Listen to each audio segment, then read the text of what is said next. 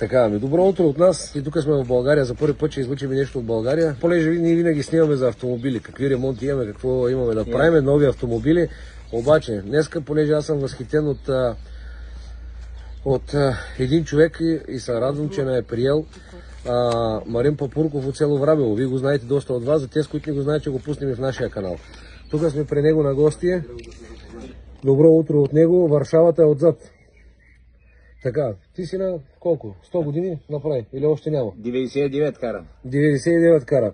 Значи Румен Бахов от Нова телевизия го снима на 96, на 99. Сега аз съм му на гости. Радвам се, че ме е приел наистина от сърце. Варшавата е тук отзад. След малко ще я изкараме и нея.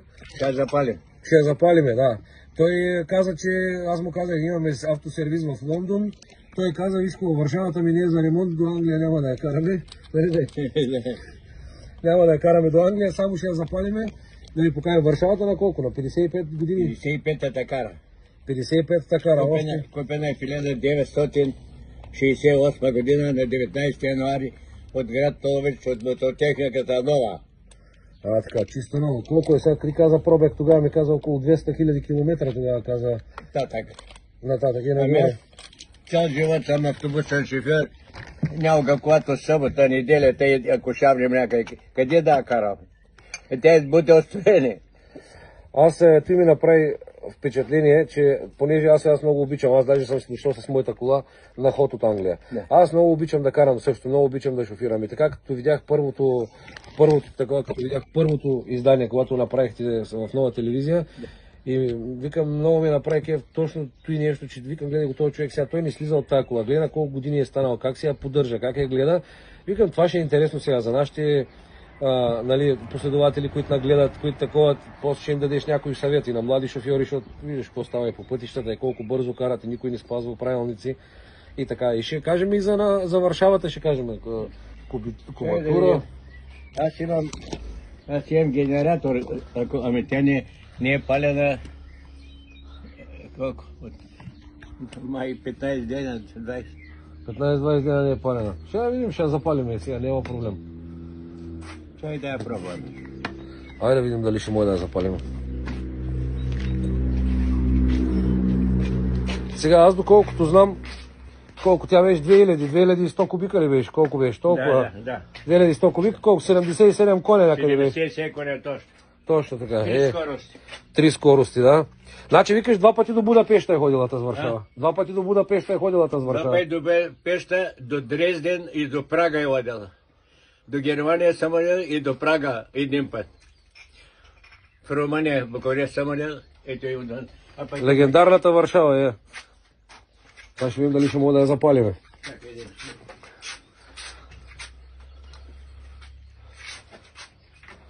А ремонти, бай Марине, викаш, правил ли си по нея ремонти някакви? Какви са? Двигател не е правил? Да. Един път е шлайфани клапан. Един път? Да.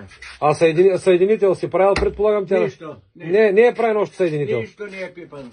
Над 200 000 км още съединител не е правен. Чакай, видиш,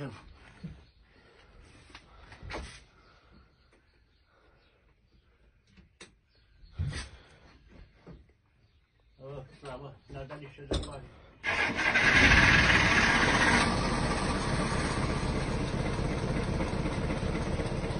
Варшавата работи, запали. Айде, сега ще я изкараме. Я затвори само там вратата.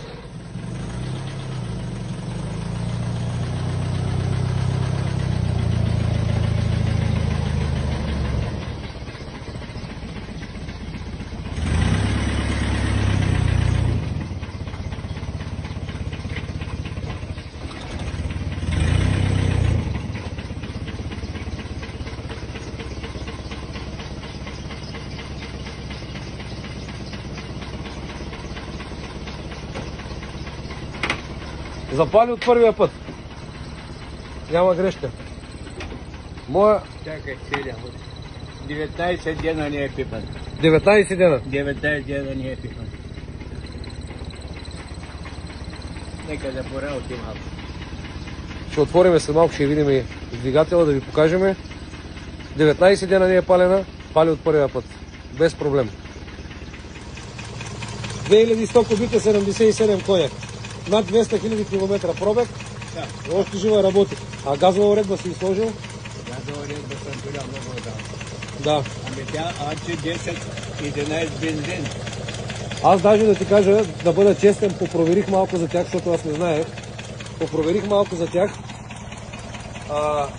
Четох, че даже повече разход им дават. Средно 12 им дават. Да, средно 12 на 100 им дават. И другото, което е, че не може на времето да се наложи масово на пазара заради многото килограми. Колко е? Тон и половина ли? 1600 кг. Малко над тон и половина. Да. Значи правилно съм разбрал.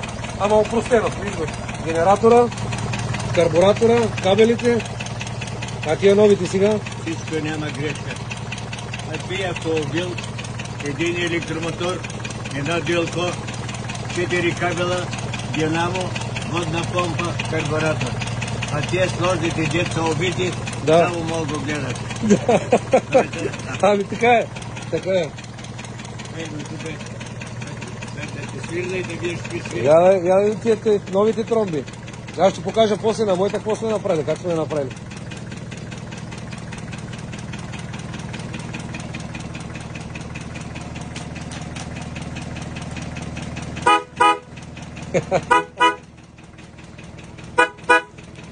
Ама си сложил българското знаме, европейското знаме, разхождаш с тях. Къде отидем по Европа, как гледам да носи знамето. Да. Аз съм си ги правил тия работи, всичко съм си представил. И тук тъй О, много хубаво се е получило. отзад съм си турял двойна броня отдолу лъскава. Такичек и да я снимаш и отзад. Работи като часовник. Ще я снимам цялата и вътре ще я снимам. Да, не. Няма, аз ще заобиколя. А тя от тук си я заключил. Чакай, сега ще минем от другата страна. Била мине от тук, може мине. Ама Ето е вътре.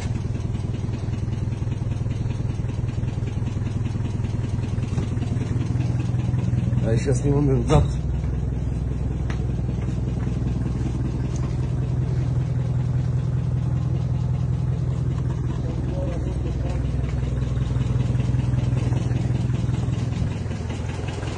Работи като часовник. Та гледай. Виж живота как те завърта, как се... Моят дядо е имал такава Варшава на времето. Аз съм я виждал само на снимки. Той не можах да... преди 4-5 години бях на ревю в ретрото в Стара Загора бях, като дойдо едни от Асеновград. Кай, бай Марине, той може би по-голям от мен беше ми. 50 бона за автомобила. Аз като погледнах съм, ма удари нещо като Ангел Колчакът, инженерът от Габро, той от Борима, каза, колата се не продава. Абе, Ангеле, бай Марине мълчи. И те казват, ай парите, като не от тук, взимаме такси, отива в банката, те начея парите. Да. Ти няма мен. Да. Ангел не даде, като се до влуката и ще те убие дядо. Той говори. Абе, вземи парите, ти купи и да убие, да обикаля света и да го кара и по колени. Да, бай Маринска, БМВ. С БМВ не знам дали ще мога да обиколи света, колко става Варшава. Да ти кажа, модерните БМВ-та не са. Ама айде да не кажем нещо. Имам едно монтьорче в Турян, Милко Цонев, жена му Петя, и ми вика тъй, аз ще ти дам моето БМВ. Няма колата, се няма продаваш. Ми така, ме. Ей тук я го дадо, вратите се отваряха и Варшава. Да, Варшавата. Това ти е подарък сега, да кажем само откъде. Завчера имаше такова в Турян, за стари автомобили. Ето, Ретро парад. грамота на Марин Папурков за най-дългогодишен водач. Ами то, тук е и Варшавата, където е подарена също. Малката Варшава. Ама... То сега, аз като гледах така предния репортаж, ми направи впечатление, че те казват, че си може би кандидат за най-възрастен водач на планетата. Аз не знам, не съм търсил така да проучвам. Дядо един в Сливен на 92 години, пиян в фанае. И те му казва, той казва, не, аз от ракиката се не отказвал. Гледай се, аз не пия. Моят живот да съм... Не, тук за една година да съм спил 50 грама ракия, много са, когато се съберем нещо на рожден ден. Да. Бира съм пил и не биришка тази година на Великден. Вино не съм пипал, може би, години. Тютюнът, като седне само някой да ме подмирише, и ми става лошо. А пък аз ги пуша, значи да ги оставям. Не.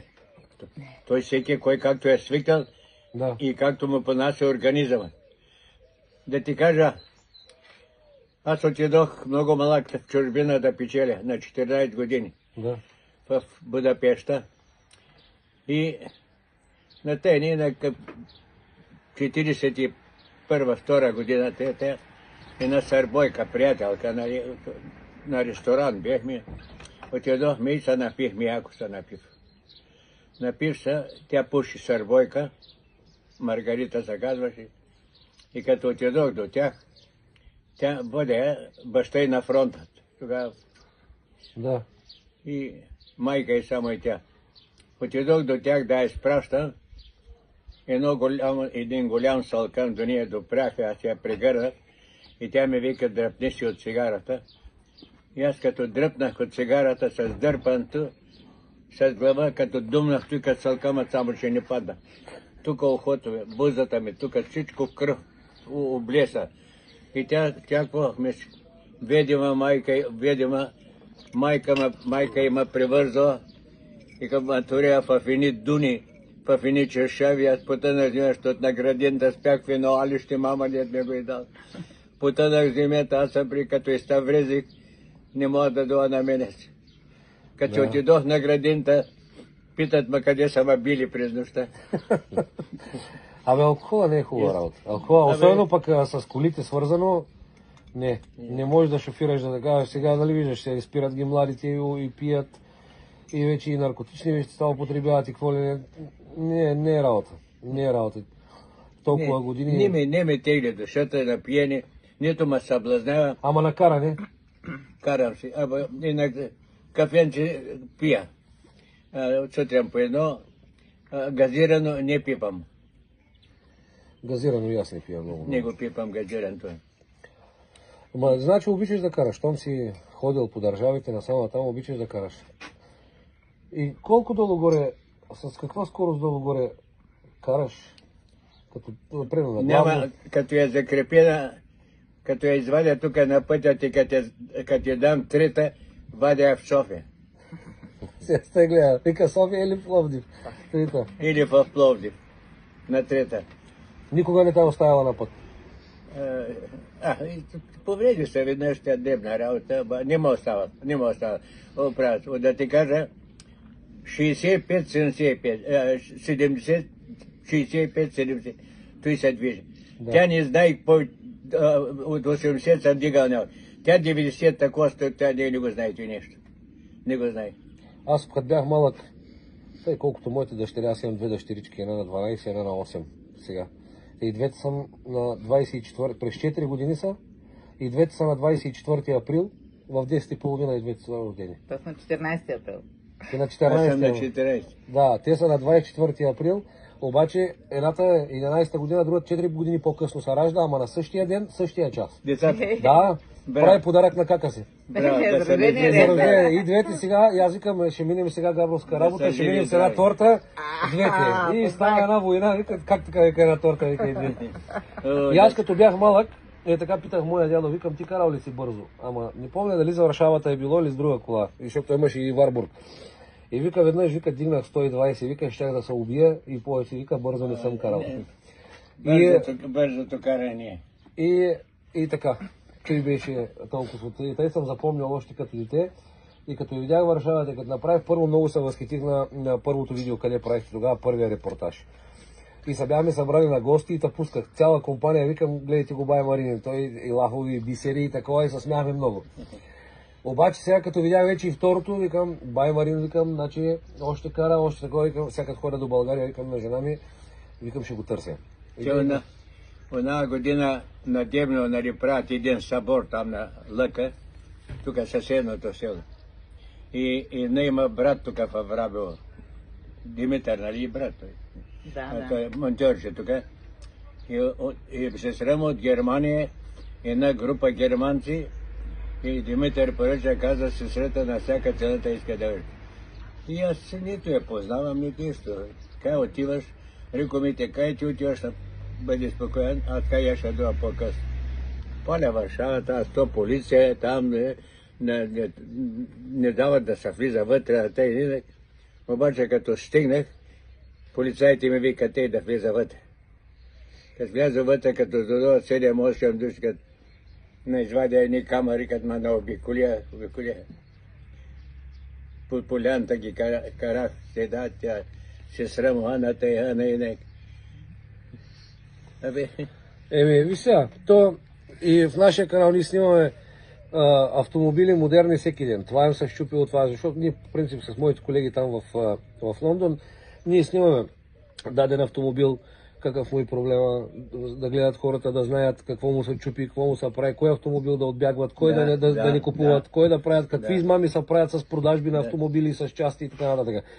Ама всеки ден да снимаш, да не може, това е нещо различно. Аз затова викам, тогава си казах, ще намеря, така ако всичко е наред, да просто, това не можеш да го снимаш всеки ден, това не можеш да го видиш всеки ден. Да видиш човек, който е водач на 100 години да си жив и здрав, и кола на 55 години да върви още и това не мога да снимаш всеки ден. Това не мога да видиш всеки ден. Нали видя как работи? Като часовник, запали веднага, 19 дена не беше палена, Не е палена. И акумулаторът е на 5 години. Акумулаторът е отгоре има такова вари да видиш. Точно, че е купя. Добре, новите акумулатори, тия водачи, като дойдат, като кажат една година изкара и се разсипи и такова. На 4 години. Как го пазиш? Разкачваш го? Обаче ти кажа, нали видя тук какъв генератор има? Да. Видели го? Да. И когато чувствам през зимата, че ще затруде, закачам генератора. Да. Тъкна, фърля, вдига предницата, и запаля и аз стана и си откача генератора. Да.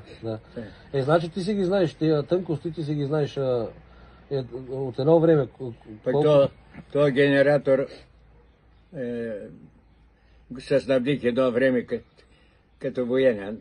Бях го загубили в едни растици, аз си го взимав. Ще го вземеш, ами. Ей, тия муки. И така, направим набързо едно видео. Натка, бъри дето един ли с химикалката, да им взема имената и телефонти мой нялга. Аз имам... Да отидеш в Лондон, това, да им взема телефонти. Ще ти оставя сега... Моята би на нялга да ви се обадя нататък. Разбира се. Аз ще ти оставя на моя брат телефона. Моя брат има автосервиз в Трявна. Ще ти оставя неговия телефон. А ако някъде там на път, някъде се случи, имаш нужда, такова, обажда се, дигаш телефона, една стотинка няма да даваш, аз съм говорил с него, казал съм, заръчал съм. До когато имаш нужда, дигаш телефона там при него. И да няма твоя човек, монтьора твоя, да го няма нещо, да е станало, идват, дигат Варшавата, оправя се. Аз имам монтьорче в Троян. Ти каза, да. Идва с колата, слага платформата, като такова товари кара. Да. Или връща колата да сменим гарнитурата. Да. Я докара пак с платформата. Не ми взима 1 лев, Милко. Да, разбира се, как и се като вземе. свалило то заред гарнитурата е. По поръчка в Горна Оряховица специални гарнитури са направени. Да. И сложи ги, тук Милко, никакво плащай, само ще ми платиш гарнитурата. Няма ремонт, няма нищо. Ама не съм го оставили аз, грозди, пипер, домат. А за части имаш ли проблем с намиране на части, ако такова, или ти си имаш части от едно време? Кои? Авточасти. Резервни части, ако потребят нещо. Имаш ли проблем с намирането им, или ти си имаш... От Чаркови ли? Чаркови, да. Абе има някой, ама. Бъде се бъркал. Друго нещо нещо интересно, така друго да кажеш за Варшавата, да заръчаш на младите шофьори, къде да заръчаш една... Ти си стар шофьор, ти от колко години си сега вече с книжка? Медема возила май, бягала и возила май, връщала май и само един път ме спря катажи тук на централния път София-Варна при Малиново и ме питат нещо на разширя. Не съм глобявал, реко, нищо, реко, моят живот само бях забрал да ремаркета да застраховам. Да. Имам фана, ама глобия 400 лева, веднага извадих парите, ги дадох, бедаве са. А помня, беше казал там на предния репортаж, като са спрели в Търговище, където са мислили, че са на дядо ти с книжката. Я го разбира. Да. Да. Ами те, когато додо от Търговище, кай търсим тъй, реко, влизайте, викам, ама аз бях, викам, дядо, ела, че имаш гости. Тури ми масата, приказва ми те, викат дядата, реко, айде бе, излизай, че има гости. И по едно време, реко, кажете, какво вълнува. Жената кай, тъй както кай по телевизията гледах, кай прерувал, ти си дядо бъде, реко, аз съм целият. А там в Търговище, където бяха спирали КТГ-те, викат момчети да не кажеш. Ама ме пита, реко, гледай, реко, забележка ни съм правил, ни съм го бяба, ни нищо. Обаче излизаме, реко, бях на риво, реко, в Стара Загора. И като излязох село Ягода, и много пъче право, тъй реко, и аз реко я понатиснах малко така. И като жити, оп, като ме засяко от другата страна. Другар господин шофьор ми каза, вие превишихте скоростта и да нарушихте правилата на пътя. Реко, аз гледам така. Реко, какво става? Кай, що присякохте осовата линия? Минах, реко, едно магари, натоварено с мамулак, мъжът каруцата по жената водеше магарите. И като го минах, ти ме направя забележка, съм карал бързо и съм минал превозно средство. Те се смеят. Така, ами, да приключваме такова. Така, за ръка какво имаш към младите шофьори? Ти си човек с най-много опит в тази държава, да не кажа в много други държави, такива възрастни. Какво ще им заръчаш на младежта, на мене и на всички, които караме зад воланите? Тия млади хора, когато се качат в колата, било с приятелката си или приятелят, те възбуждат едно, как да кажа, едно сияние, което веки трябва да пътуват, а не размислят къде отива и какво свърша. Увличат се, децата се увличат. Няма възпитание, няма родителски съвети, няма родителски забрани. И тъй децата се изтрия. Изтрия се жалме за много децата изтрия. Ама не увличат, не само тях, те затриват и невидни хора.